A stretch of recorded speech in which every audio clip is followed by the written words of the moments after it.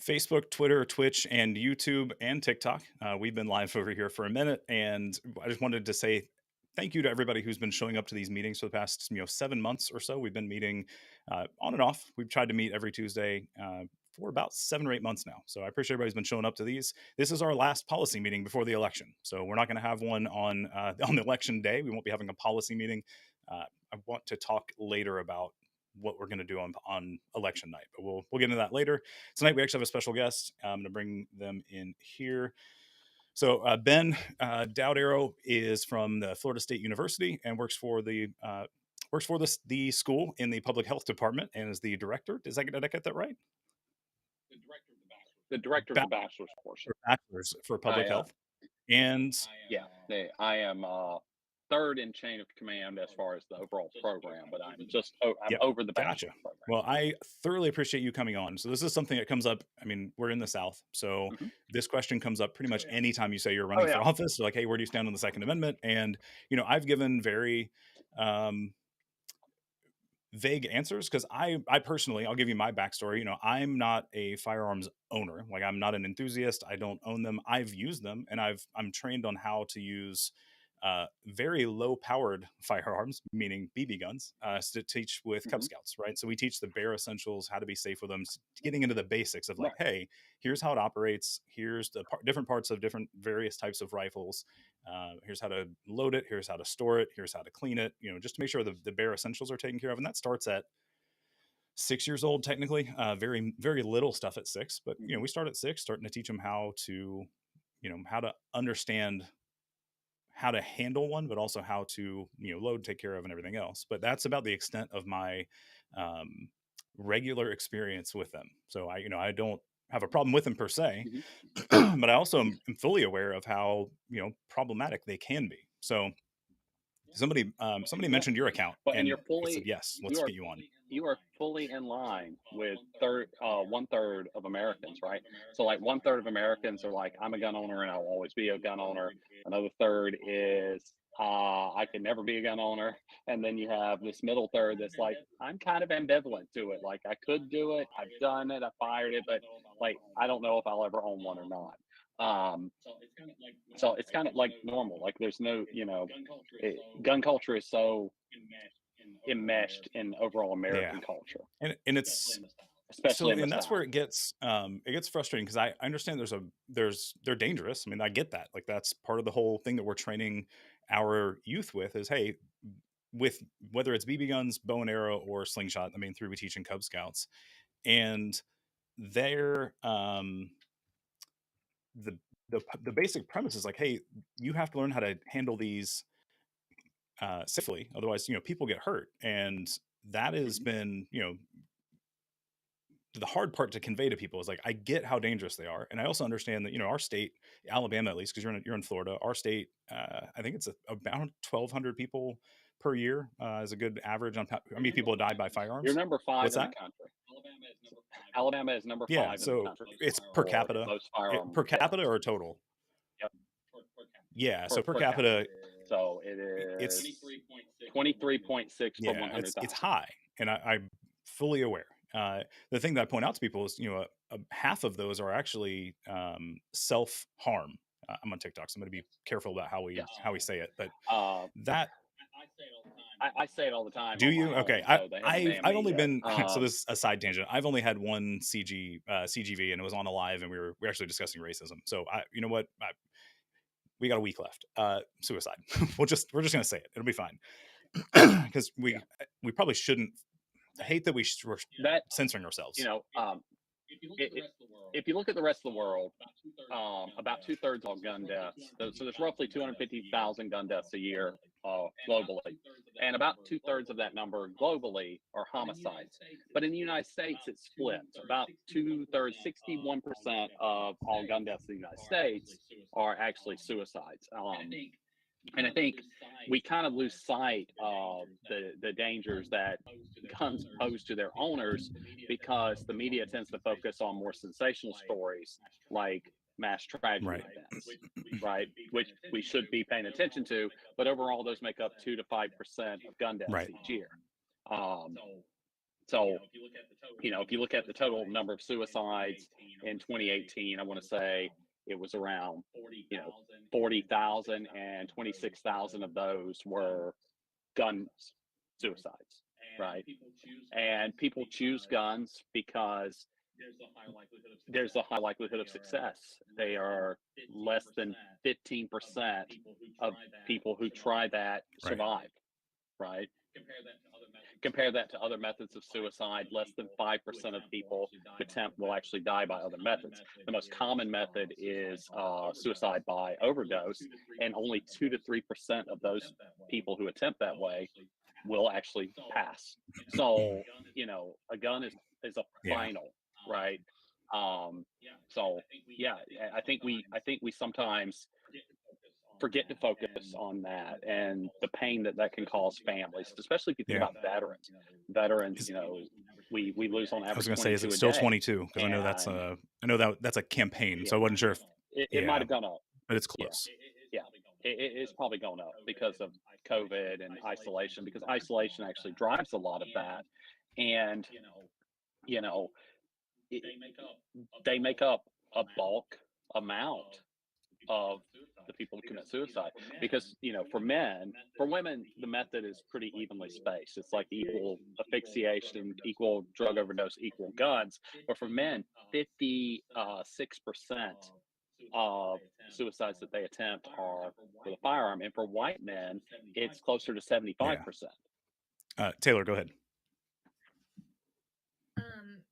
Um, Kitty Valentine on TikTok asked if there is a stat that shows that people are more likely to Mhm. attempt if a gun is present. Yeah, having a gun in the home increases the risk of suicide by 3 times. Is there any data behind type of firearm, pistol versus shotgun versus rifle? It's mostly a Yeah, handgun.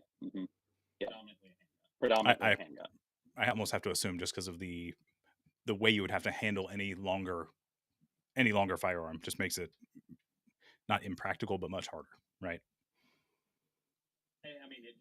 Hey, I mean, it depends. I mean, a shotgun would be pretty easy, honestly, but I think there is a culture that people need to own. If they're going to own a gun, people tend to own a handgun before they own anything else these days because we think we need guns for protection, and so it's just the most readily available. I think it's really the answer of why. Gotcha.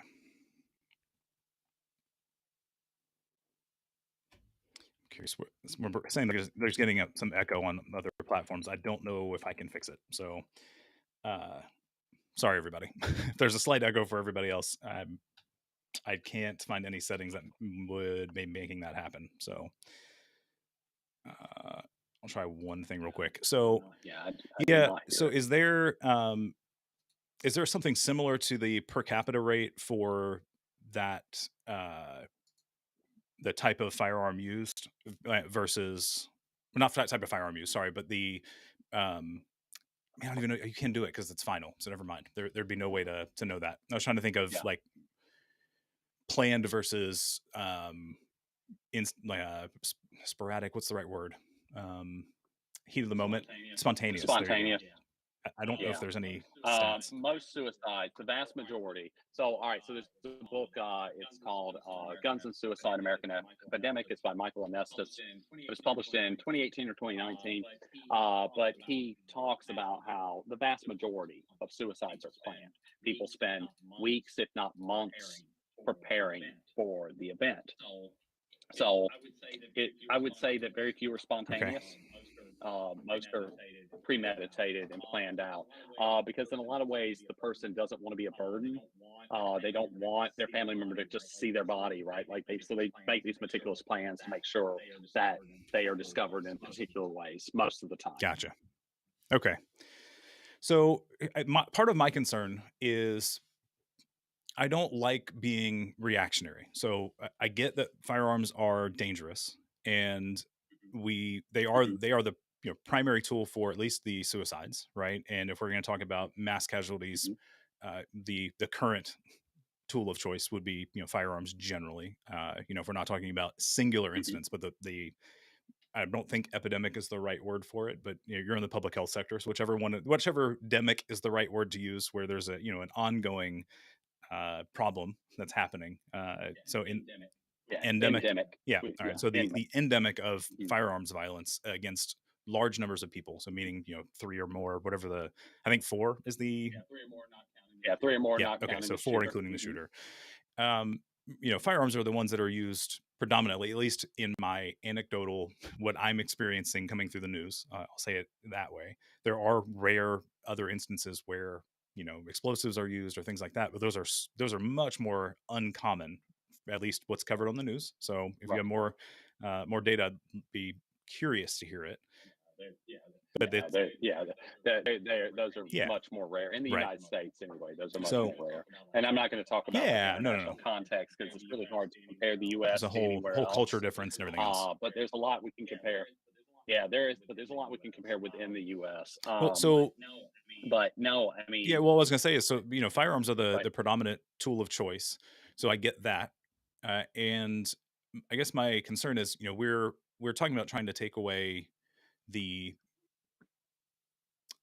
risk to mitigate the risk of people being harmed, and the right, concern that I've always pointed back out to people is you know if we end up and I'm not suggesting this, like please understand everybody that's watching this. Like this is me thinking out loud and why have been so hesitant to give you know, come up with a policy idea is, you know, if we start taking firearms from civilians, in my head, it has to come from every civilian. And people don't think about the police as civilians, but they're just civilians who have firearms through their job. Like they're not military, they are civilians. And right. they're, they do not need them in the quantities and the uh, firepower that they have on an everyday basis. I'm not going to say there isn't potentially some use for it, but they're you know to have the access that they do every day is a concern for me, and that Mhm. that's where it gets tricky for me because they're for me as a white man, I'm not you know I'm not super worried about it. I get it. I probably should be more worried about it because you know it's not a specific demographic that gets attacked by the police. There's you know there are people. Oh, what was his name? It was Zach. Um, Guy, he was in Mississippi. Middle of the night, he got his door knocked on and came out with his pistol pointed down. You know, like finger not on the trigger. Came out, opened the door, and within you know 15 seconds was you know his life was ended. And you know it doesn't. There's no there's no limit to who can get attacked there, but I understand it's not an everyday concern for most white people. So when you know, when somebody asks me to propose a firearms policy, like I'm trying to think of everybody that is affected by firearms, but not just uh, quote unquote civilian on civilian. I'm thinking of all violence. And the problem is I don't know that there's stats out there accurate without doing anecdotal like scrubbing through news articles to figure out kind of what happened. But I don't know of any good data sets that show on the non-suicidal end, on the you know the general person on person violence, how much of that was Mhm. police versus you know person on person, right? Because I it doesn't get reported that way. That data is tracked by the Bureau of Justice Statistics, and the FBI also tracks that data as well. It's not easily attainable or uh, what's the word I'm looking for? Easily interpreted because they don't provide the data in a Right. usable format. You have to like work with it a little bit to look at it. But I mean, there is that So, information. but is that Um, do they report that for like every incident where a firearm is discharged, or is it only in certain cases? Right? Because the I think the stuff that I've heard is it's only an injury or a death okay. So it occurs is injury or death. Okay. typically. Like and so like but principalities like just a discharge. So if they just fired, if a police officer fired a gun at a civilian, that depends on the law enforcement Sure. agency in that area if that is actually you know sent up to like the Yeah. CDC or something. But injuries and deaths are Okay. tracked. So if you get shot, and even if you just injured, the hospital's mandatory reporter to the CDC and the FBI that a firearm injury has Gotcha. occurred. Okay. and there are very few people who are going to get shot and be like, I'm not going to the Right. hospital, I'm good. Don't you So also have to file a police report? you don't necessarily have to file a police report, but the hospital might file one on your behalf saying that a gunshot victim arrived Right. at the hospital. Because I think I was at an ER once, and a guy come in with a gunshot wound, and I believe they were like, "Yeah, we have to file a police report," and he didn't want to file a police report, and so he left to keep from Yeah, having to, That you may know. be a So hospital the policy. hospital's a Oh, mandatory okay. Yeah. report. Mhm. They're required Yeah. to report all that. Okay. So I guess the because it's so hard to find, there's not really a good amount of data on there. Are there any states we can look at? Because we're talking about state policy at this point, not federal, because that's not not something that I'm trying to attain. Right. I'm looking at governor level, Right. and I would be curious if there's anything states have done that address the causes for the violence to happen in the first place, rather than just looking at restricting firearms access. So my point, I bring it up Yeah. because somebody pointed out previously a website, and it's um man, it's like something, all states data or something. I can't remember what it is, but there's a conglomerate that was started by was it Bloomberg, uh, the mayor of New York, a couple decade ago, but Yes. he started a group, and I can't remember the name of the group off the top of my head, but they have a parent organization, and they have like 4 different subdivisions. Some of them look at firearm data, some of them look at other stuff, but they're that's what they're looking at, and that's what they're pulling uh, statistics in about the actual incidents, but they also pull in stats about states and their laws and ways of trying to prevent firearms Mhm. death and injury. But my problem with that data is it's all focused on the tool itself and not why it's happening. Like, they don't talk about mental health, they don't talk about Right. poverty, they don't talk about anything else. It well, yeah, poverty is a big one, especially for violent crime and gun-related accidents and deaths that occur due to crime. Poverty is huge. Um, the what we do know about, like, say, mass tragedy events, the same types of characteristics that would lead someone to be involved in a domestic violence situation are the exact same types of characteristics that lead someone to be a mass shooter. And so, like, it's, we tend to scapegoat mental health, which I think is a mistake. Depression usually plays a role, but there are usually, the FBI talks about there are factors, and that most mass shooters have between 3 and 4 factors, including depression, but also like financial distress, relationship distress, right? So, when we start looking at masculinity today, right, and this that traditional form of masculinity where it says you have to be a provider, the breadwinner of your home, but you can't really do that in today's society because the economy is not set up that way. And so these men then are feeling frustrated that what they've been promised, if they worked hard, they'd be able to do, Right. right? And those frustrations lead to depression, lead to, taking that frustration out on the people closest to them. And it's the same kind of those same kind of factors that would lead someone to commit one of these heinous acts. Now, Taylor also asked about red flag laws. Now, that's a restriction of sorts, but if you want to look at states that use them, they're also the safest states in the country. So, Massachusetts, Hawaii, New York, New Jersey, those are the top 4 states in the country for the lowest amount of gun deaths overall. What are the general red flag pieces? Is it things like domestic violence incidents, or what are the commonalities there? Domestic violence. Yeah, so it's typically used. It's called an extreme protection order, used in situations where a person is uh, either a threat to themselves or someone within their home. And in most states, a family member has to be the one that, like, calls the cops and has you examined to see, and then they can take your firearms at that time. Some states, like the state of Florida, we have something, it's not a red flag law, but we have something called the Baker Act, where if you are a threat to yourself or someone else, anyone can call, and you are put under mandatory supervision by a psychiatrist. And if you own any guns, your weapons can be taken Right. at that time. I don't think a lot of people realize that they can take your guns, but they Yeah. actually can under that. And it's a real hard process in Florida to get them back under that particular statute. Whereas in these red flag laws, the minute they see a judge, the judge makes an immediate determination of no, you're fine. Here's your guns back, or you need to undergo a psychiatric evaluation and counseling for so long, and then you get your guns back. But there's a clear pathway with those red Yeah. flag So the laws. man, that's where it gets it gets really problematic because we're talking about like, oh, it's as simple as, not as simple. I know you're not. We're having a very shallow discussion as much as it's a TikTok and a live stream. Like I get that we can't go into super grainy Right. details, but we're talking about going before a judge, and then the judge has to agree that you're not a danger anymore, and then at least immediately, and then you have like he's giving you the ability to go see a psychiatrist. Well, like who's paying Hmm. for that? Like in Alabama, Yeah. we our mental health care is practically non-existent.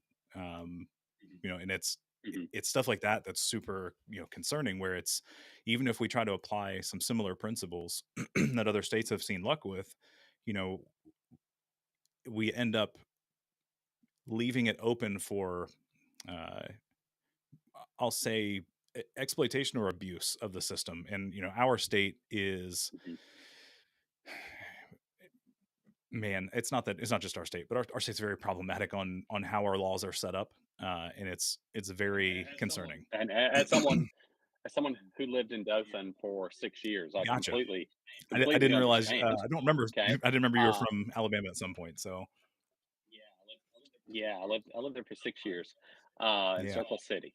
But you know, the here's the thing. Let's get the punchline out of the way, right? The I as a researcher, I I do not believe in just passing laws willy-nilly, right?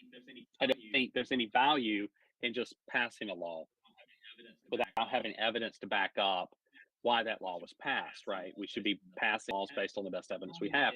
But the problem is that there is a law in place at the federal level that prevents gun research.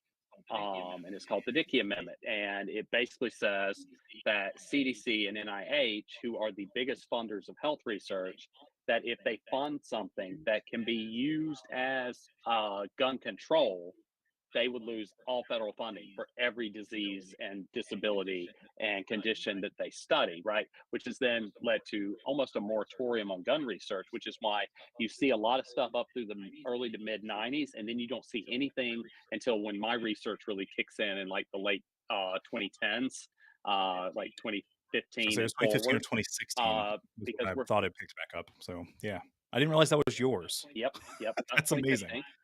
Yeah, mine starts in I started researching in 2016 and first published in 2019. Gotcha. So there's research that like we don't start back though until Yeah, so we're 2015. missing. Jennifer Carlson's Yes, one of we're the missing earliest. 20 to 30 years of data. And for me, I know it's not the only the only season that we've had some large influxes of mass casualties, but it's pertinent for Mhm, me. So I'm 38. I was in ninth grade when Columbine happened. Like that was a an influential moment mhm, in my life, and that was in the middle of or right after the Dickey Amendment got passed. So there was no research being done on that mhm. entire uh, endemic. None at Yeah, all. And it all came from a man named Arthur Kellerman and Frederick Riviera, who had published a study that showed this was in 92 or 93 that showed that having a gun in the home like increases the risk of homicide in the home, right? And they passed that, and then Jay Dickey of Arkansas, he was a representative in Arkansas.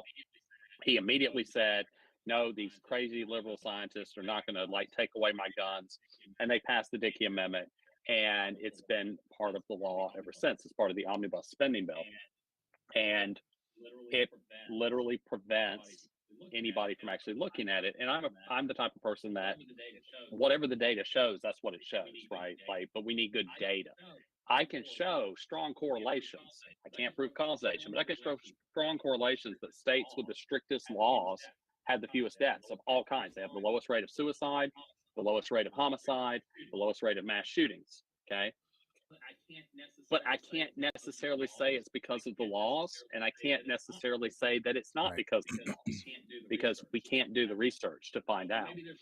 Maybe there's one law that New York, Hawaii, California all have in common that actually reduces it, and none of the others do anything. We Yeah. don't know. And like, speaking to someone who's a politician, what I would say to you is, if you were to get elected, is like, make it a point to actually get state funding to provide research to find out, right, what could be done to reduce, gun deaths in your state. Because if you take the state of Alabama and you remove cities like Birmingham and Montgomery, you still have a higher rate of death than California with all of its blue cities still there. Like the rate of gun mortality is higher still in Yeah. Alabama, Mississippi, Louisiana, with all of your big cities removed, than New York or Right. California with their big cities still there. And that should be worrisome to every American, right? Like, what is going on that is making like such high rates? Because I would guarantee poverty plays a part, because rural America suffers from poverty because most of industry has left them behind, right? ConAgra has bought out a lot of the farmland that the small farmer, with however many acres they have anymore, can't really compete with ConAgra. That puts a pinch Right. on people, and poverty, as I said, is a predictor of crime and gun crime. It also, financial distress leads to gun ownership, and if you're depressed, that increases the risk of suicide. So I think doing the research to look at what are some of these root causes, and then working to address those root causes, is actually what's going to bring everything down. And I don't think you have to restrict guns to do that. I don't necessarily think we need to Right. ban something to do that. But I think we do need gun owners and non-gun owners to come to the table together and figure out what reasonable compromises can be made. Yeah. And anecdotally, I've been a proponent, at least, of requiring more training before getting your license. Right. So if we're talking about, I'm a it's like, huge fan of that. if we're gonna have access to a firearm, something that can do a lot of damage, and that's, if we're all being honest, that's what it's intended for. Like, it's meant to damage something. Like, there is no other purpose. It may not be for people, but it is intended to cause damage and harm. There is no a secondary uh you know reason for it. Even if it's target practice, you're there to do damage to a target so you can see how good of an aim you are, right? And we have less education and less requirements and restrictions on it than we do something like a motor vehicle that can do lots of harm but has a different primary purpose. Like, it's not intended for it, but it can do a Well, ton of damage. and let's think about like motor vehicles, right? Like, yes, you can argue one's a privilege, one's a right, but let's think about all the safety innovations and requirements for how driving a car and owning a car and keeping a car, and all the safety innovations we've done to cars. And now gun deaths outpace motor vehicle deaths every year. And as of 2020, gun deaths are the leading cause of death for children, right? Outpacing motor vehicle deaths, which were always number one. You know, Is that in what the US or in That's the in the States? U.S. Okay. Yeah, yes, yeah, in the U.S. overall. hmm And it brings to the question then, like, what kind of safety innovations could we reasonably put with guns that could help reduce a lot of these rates? Because Alabama is in, I think, number 6 as far as accidental deaths with children with guns. Alaska's number 1, Gotcha. just so you know. But you know Alabama is ranked high in that too. Would offering a tax incentive to get people to buy a safe and store their guns in a safe, right? Like, that would reduce the number of kids having access to Right. the gun, right? We talked about that And when we talked to our friend JP, who he has a gun, he has guns, and he's a gun enthusiast. And we had a really good conversation, because I was like, well, what about requiring the proof of purchase of a safe for the larger, the larger ones that can cause way more damage. That way a Well, I would kid. say Yeah. for any of them, what I would actually propose is offering tax breaks to citizens that provide proof that they bought a safe that year. What so I would be You know, curious what be the like, what the follow-up is, right? So if we have any other type of you know, well, not necessarily federal or state incentive, but if any kind of program is set up to where you get incentive for being I keep going back to cars, but a better driver, right? It's not a one and done thing. It's a continual checkup, and like that's where it gets murky right, because people don't want like there are laws in place uh against having the government come search your facility.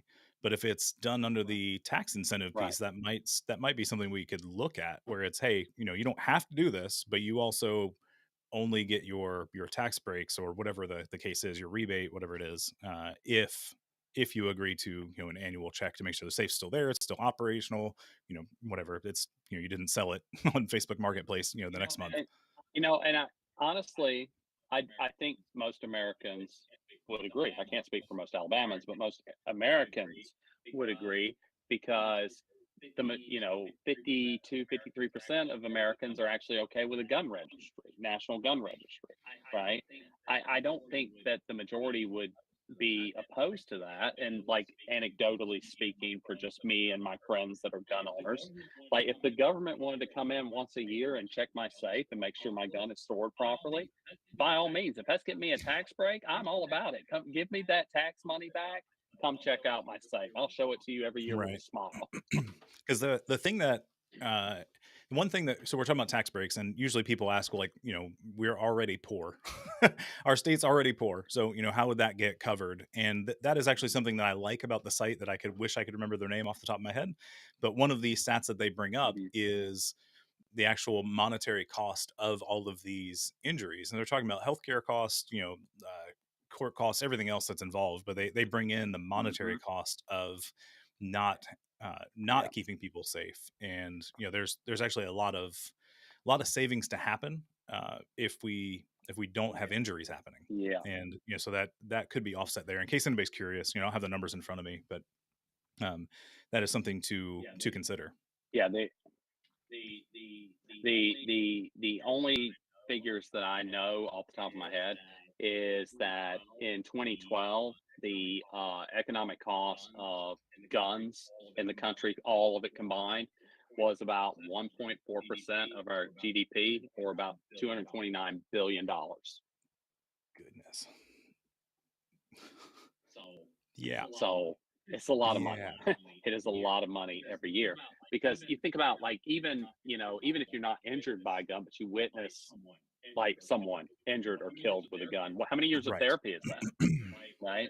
Like, what does that do to you, to your mental health and everything else? And like all of those costs are figured in. And if you are injured or you're killed, what are the economic costs to that, to corporations, to Right. businesses? Like it's in business's best interest to reduce these numbers, because if someone dies, they obviously can't continue working, and now the business's Right. productivity is down, right? And if you're injured and they're having to pay those healthcare costs, because on most of us get our health insurance from our employer, who covers the majority of those Right. costs, right? How much money could they be saving if they could even figure out like an incentive to convince Americans, Alabamians in particular, to be practice safer behaviors with the guns, that may reduce like Yeah. their Well, I costs. ended up doing a quick search while you were chatting. It's everystat.org is the site that is compiling a lot of that data and that research. It's a part of Every Town USA, I think is Hmm. what it's the parent organization. Hmm. So they mentioned in Alabama, the average cost is about $3,000 per resident each year for the economic impact for deaths and injuries resulting from firearms every year, and we're the fourth highest per resident. So we're number 5 in overall deaths and number 4th in overall cost per person. So that's definitely something to Hmm. consider. Yeah, yeah, and I just pulled them up too, and about it says 51% of your gun deaths are Yeah. suicides Yep. in Alabama. So, which is about what I knew already. Yeah. So, Well, I want to open up to questions if anybody has any, because I know people are putting them in as we go. But we have about 15 minutes left, and I want to be respectful of your time, and I have a meeting to attend at 8:30 as well. So for something else, but if there's mhm, any questions that people want to pop in, this would be your time to ask, especially if it's data research related. Like that's why we have Ben on today. That's that is the point. I like the I like the idea of using finding a way to use state resources to fund that research so we can get around the Dickey amendment, because that's for whatever reason mostly because our state's poor. I hadn't thought about finding resources to put right, that towards, but that's an right. interesting idea. But I think both both lobbying groups on both sides might be uh, open to it as long as like thinking about like the NRA, as long as they don't believe that this is gonna be used to like take guns Right. away from people, right? Because that's the fear. I mean, that's why the Dickey Amendment was passed, is that there was this irrational fear that the government was just going to come and take your guns, and that's a ludicrous idea. There are 860 million guns in the hand of civilians around the world, and about 50% of those are in the hands of U.S. citizens. Nobody's Right. taking your guns, right? So what we need to do is find ways to reduce deaths with the knowledge that guns are still going to be a part of our culture. What can we do to make things safer, right? I mean, I personally, I wouldn't mind, if I had to pay a little bit each, month in insurance on it to like cover those costs that we were talking about, right? Um, I wouldn't mind them coming and searching my safe. I think we need more training with guns. Yeah. Like the average person doesn't get Yeah, enough. I really liked I really liked the push, the different group that I was previously working with, where the idea was to require it hinged on other policy changes. So hear me out there. But there was going to be they would like to see a requirement for education before getting a permit, but then also uh, regular um, regular mental health care, like making sure you're seeing a psychiatrist to make sure you're not seeing some of those signs that we're talking about Hmm. that end up as a Right. uh, what like a warning sign, one of the red flags, right? So making sure that you're Right. not heading that Yep. direction, just to curb that, not even as a take guns away policy, but as a like, hey, you're heading in a direction that people end up hurting other people. When that goes too far, let's course correct. Like, let's make sure you are safe and Right. everyone around you ends up staying safe as well. And I really like that idea. The Yeah. problem is access to that healthcare, right? That's where it gets super Right. complicated. Yeah, and that's where it does get super complicated. I mean, that's where a national policy like Medicare for Yeah. all would be great, right? Like because currently, like I think everybody needs a therapist. I see one on myself, but I have to pay those fees out of pocket, and then my insurance later at a time that they choose Right. reimburses me for it, right? The average American can't afford, my therapist 150, $60 a visit. The average American Right. can't afford that, and that's ridiculous. So we do have to work within means. I do like that idea. I mean, we all get sad sometimes, and like I said, suicide is the biggest risk. That's I think where we should be focusing. I think something else though, like policies that in, uh, help train gun stores to recognize the signs of depression in purchasers so they can talk with, because there's some research to show that, especially when thinking about veterans, that gun shops are like really on board with like trying to help reduce the number of veteran suicides, and they will talk with, try and educate, try and work with veterans who are depressed once they're taught the Yeah. signs to look for, and that's actually been shown to reduce those rates in those areas where we put those kinds of community interventions in place. So is that man, is that federally funded, or is that state funded, or how's that training being done? It is NGO funded per community, so it's very few Gotcha. communities that have done it. Some in one in Arizona, like sporadically across the country. Um, but in those few areas where it has been, implemented. Basically, like the organization provides training to recognize the signs and symptoms, and then education Mhm. materials, and then the gun gun store owners work with the community, and they, try and feel out if someone might be a danger to themselves, and they talk to them and offer to listen to them, and you know help them with Yeah. their find help if they Actually, need to. I don't disagree with that approach. Actually, I'm not for some reason people I don't know. When you don't run as a Republican, people tend to think you want to do more control over them for some reason, and it's like no, I don't. Like I just want to. I want as much government involvement as we need to keep people safe. But I don't like the overreach side, which Right, is this is slightly off topic, but like our constitution is ridiculous and it's the largest in the world. And it's like, no, that we gotta stop that.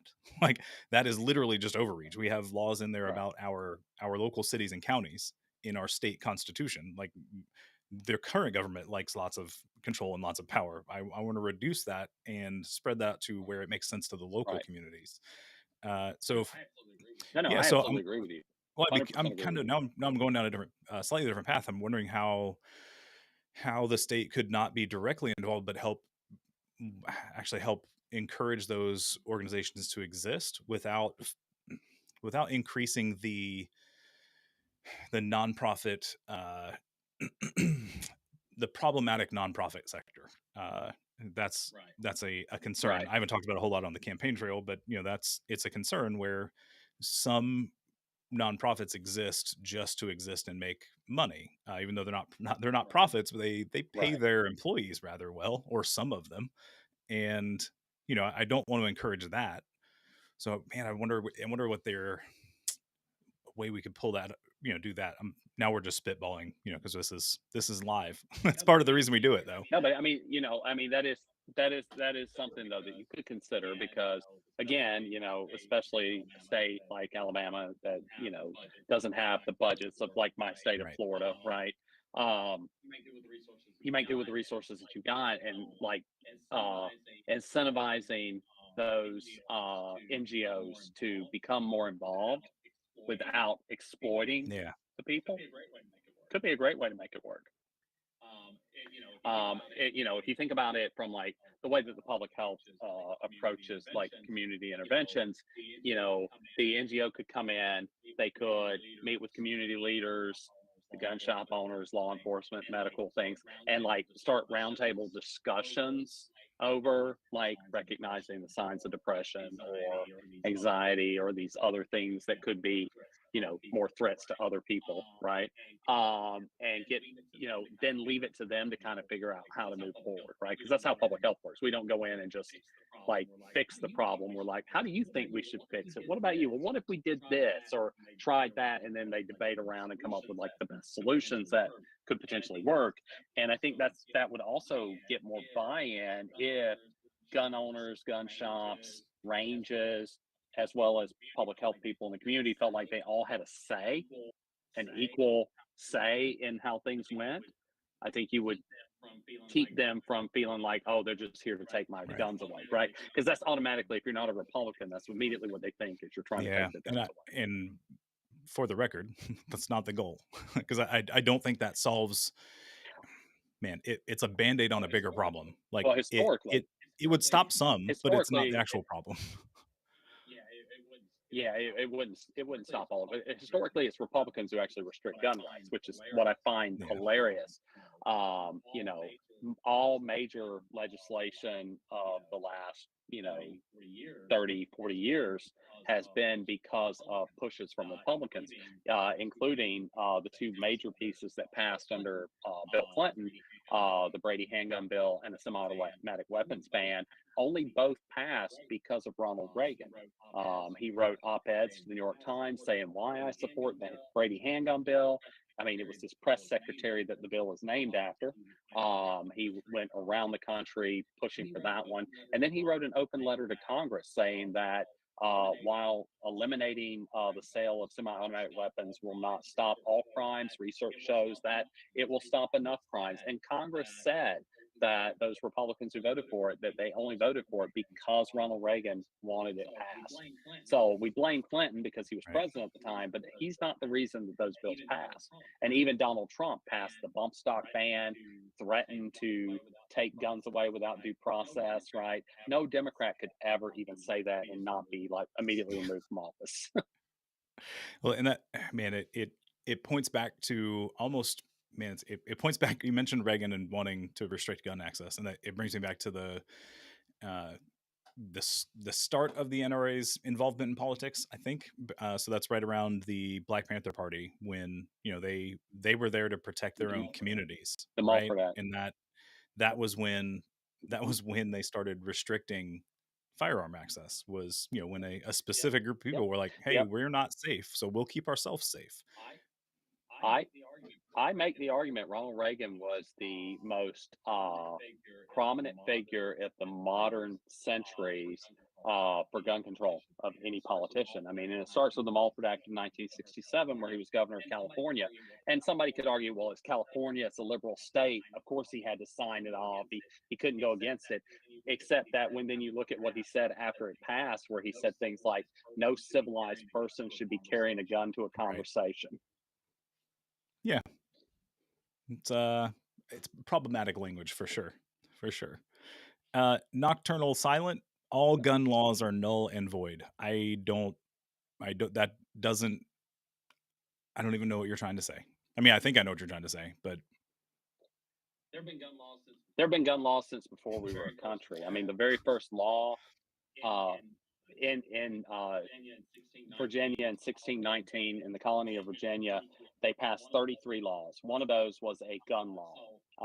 So we've had gun laws for as long as this country has been a country.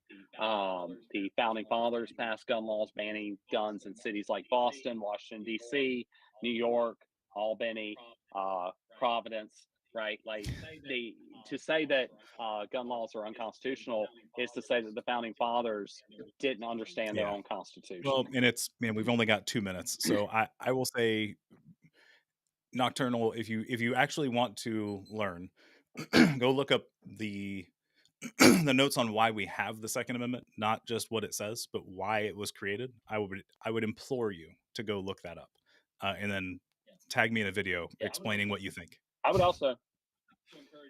also encourage you to read Madison's original version, where, like, in the current version, the right of the people to keep and bear arms is describing the militia. The sentence says the well-regulated militia shall not be infringed. Everything between the comma after militia and the comma after arms is describing what the militia is. But if you go back and look at Madison's original version, the first sentence was the right of the people to keep and bear arms shall not be infringed. The founding fathers Yeah. didn't like that. They changed it. He also had a religious exemption included for militia service. They struck that out too. That none of that is in the original version, and they made the militia the important part of it. And then they gave Congress the power over the militia in Article 1, Section 8, where Congress decides what you're armed with, how you're trained, when you have to meet, all Yeah, of that. there's the part I was pointing out or trying to point to is actually, those who really wanted that amendment were worried about a different problem than what we're talking about. They were worried about Yeah. uprisings. Yeah. Well, it was mostly the state of Virginia, and it was slave patrols. That was Yep. really what they They were wanted. worried about revolts and uprisings. Yes. So Yeah, and the state of Virginia was worried that a national army, federal army, would stop them from retrieving yeah, runaway slaves. That was the real reason behind the Second Amendment. yeah. All right. So it's 8 o'clock. I don't think there are any other actual questions. Nocturnal, I think, is just here to have some fun. I don't think you're trolling. I think you're commenting, and that's fine. It shows engagement, so I appreciate it. Ben, I thoroughly appreciate this. We will stay in touch, regardless of what happens in a week. Absolutely, anytime. We will stay in touch because I Well, good luck appreciate to it. you, I like the insight you have and some of the creative ideas, and some of that doesn't involve necessarily the government. So we might be able to make something happen regardless. So I like that idea, and everybody have a good night. Saturday, we're going to do our meetings. We normally have meetings on Saturdays from 9 to 10 and 10 to 11. I have something going on that morning, so we're going to plan those a little bit later. I'll let you guys know when that happens, but we'll have our last last strategy / field ops meetings We'll probably combine them into one meeting for an hour. We'll see. But y'all have a good night. We will see you at the next stream. And oh, Hey, Taylor, go ahead. Jared, before you, Nocturnal Silent studied law and the Constitution at college, so maybe we should get Yeah, them on to really sure. talk about this. Hey, So, hey, Nocturnal, Nocturnal Silent. there's literally a way. Go to the link in my bio and schedule a meeting, and we'll do it as a public live stream. We can do this, but with you and I. Let's do it. Yeah. Tell us what we're Yeah, tell us where we're let's wrong. have a conversation. So, all right, Saturday we'll meet, and then the voting happens on November 8th. So show up to your local poll, please vote. Remind people to go themselves, and if they need a ride, give them a ride. If they need childcare, help them with childcare. If you don't like kids, find somebody who does. Help them make sure they get to the polls if they want to vote. We're not going to force anybody to, but I highly encourage it. We're midterms are low turnout generally, and Alabama has a low turnout even in the the presidential elections. So let's make sure as many people show up this year as we can, and we will see you soon. So I'm going to end the stream. You'll